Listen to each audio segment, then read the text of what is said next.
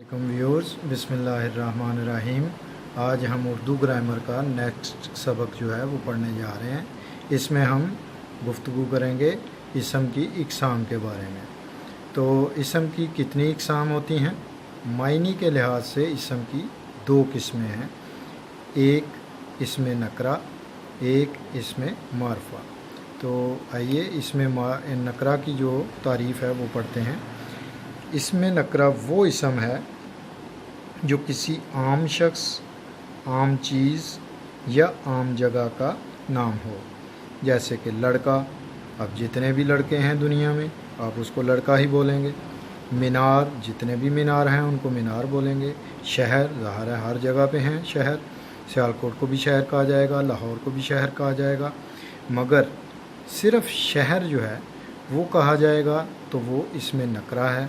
जब लाहौर शहर कहा जाएगा तो वो इसमें नकरा नहीं है।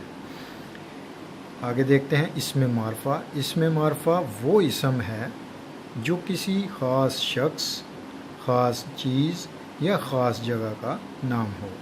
मसलन अल्लामा इकबाल रहमतुल्लाह अलैह, मीनार पाकिस्तान, कराची वगैरह। अब यहाँ पर आपको गौर करना है कि अल्लामा इकबाल साहब आप हर किसी को नहीं कह सकते, ये सिर्फ़ अल्लामा इकबाल साहब के लिए है, यानी उनका नाम है तो उन्हीं के लिए इस्तेमाल होगा। मीनार पाकिस्तान यानी लाहौर में वाक़या है और सिर्फ़ उसी को मीनार पाकिस्तान कहा जाएगा, किसी मस्जिद के मीनार को मीनार पाकिस्तान नहीं कहा जाएगा।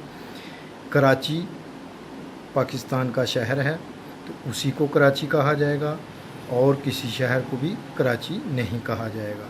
तो ये आपको पता चल जाना चाहिए कि जो किसी ख़ास शख्स का नाम है, ख़ास चीज़ का नाम है, ख़ास जगह का नाम है, उसको आप इसमें मारफा में शामिल करेंगे।